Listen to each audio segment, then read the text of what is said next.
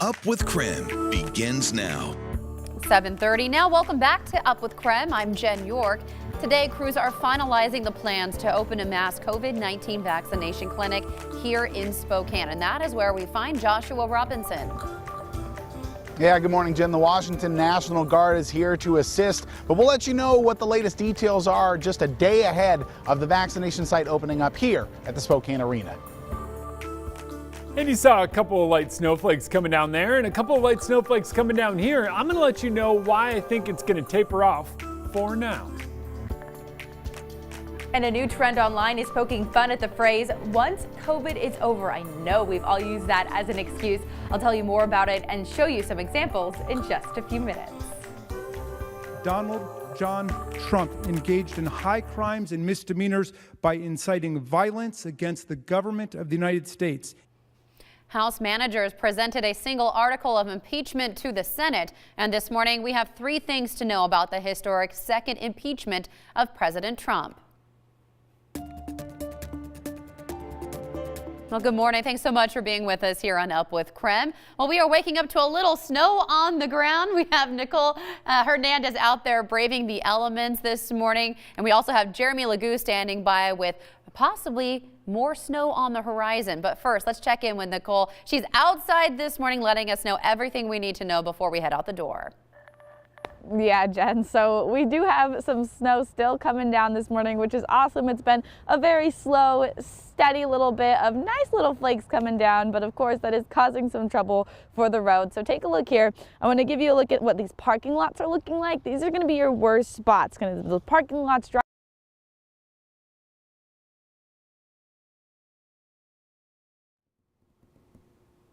All right, looks like we lost Nicole right there, but she is right. Early on this morning, there were no cars in the parking lot, and I took advantage of that and whipped a couple of donuts in the car just to, for science reasons, in an empty parking lot at work, test and see what traction was like. And I actually lost enough traction that it took me a while to get moving to go over to a parking spot. I figured I couldn't leave a bunch of donuts and then a car in the middle of them.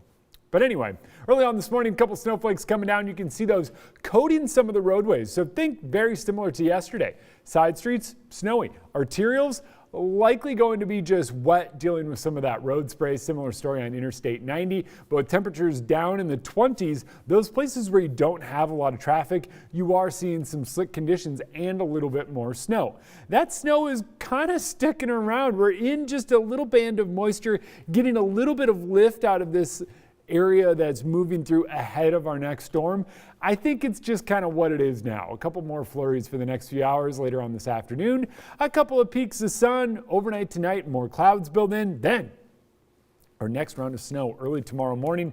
That sticks around right on through the morning commute. Could get a couple of inches out of that. And then forecast models are suggesting that warmer temperatures means a little bit of rain starts working its way into the forecast. We'll keep a close eye on that, but for now, here's what you need to know. A couple flurries today, peaks of sun later this afternoon. Temps in the low 30s means it's likely going to be slick for a good chunk of the day, especially on side streets. All right, Jeremy, thank you. 7:33 now. Well, this morning, final preparations are now underway to open a mass COVID-19 vaccination site in Spokane, and that is one of 4 across Washington state. Joshua Robinson is joining us live this morning outside the Spokane Arena with new details. Hi, Joshua. Hey, good morning, Jen. Yeah, as you mentioned, the site on track right now. Everything seems to be going according to plan in terms of opening up the mass vaccination site here at the Spokane Arena tomorrow. Of course, it is worth one reminder that it is still 2 days after the initial day that was promised to us by Governor Jay Inslee. But the information that we have learned specifically yesterday comes from members of the Washington National Guard as they arrived on scene. Also, they're planning on helping with the operation of the clinic.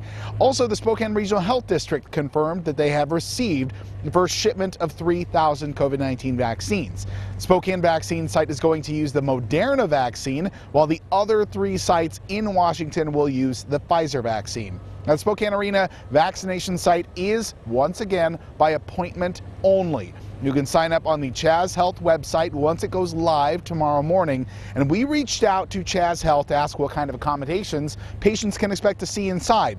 And a spokesperson confirmed with us that there will be seating available at every stage of the vaccination process once they get inside. That includes a waiting area before you get vaccinated and seating afterward for further observation.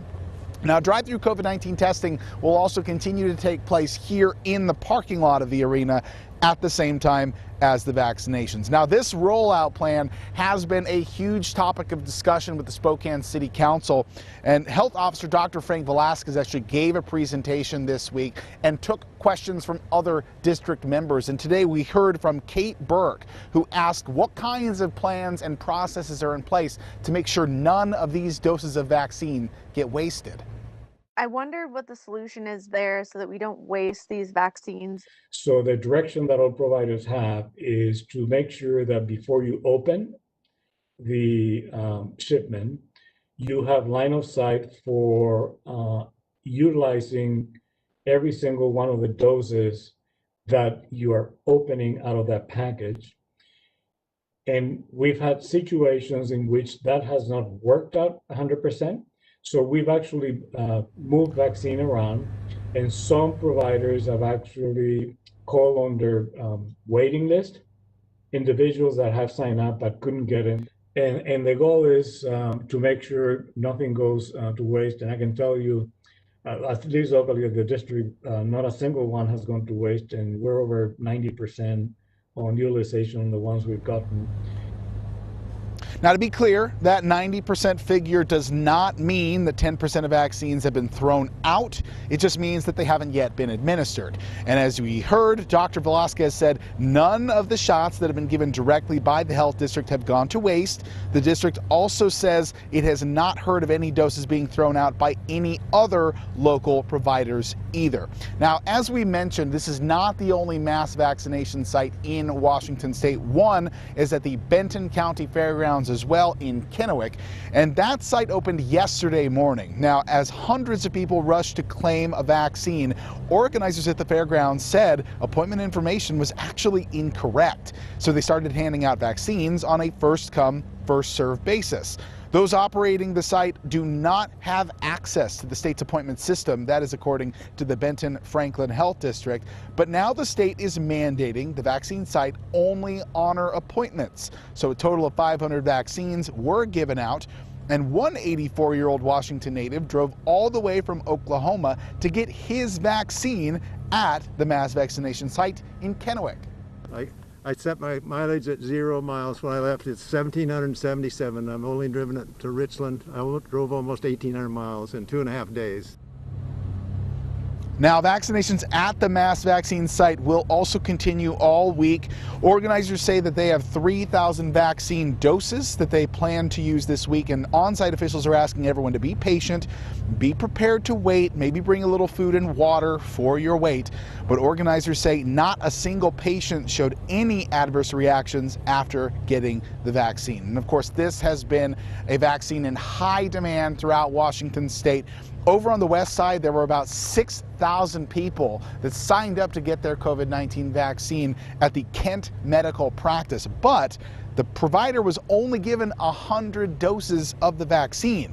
So leaders at the practice say that the large increase of people crashed their website and their software, which means they still haven't been able to get back to all of the patients to let them know that their appointments were canceled or give them any further guidance.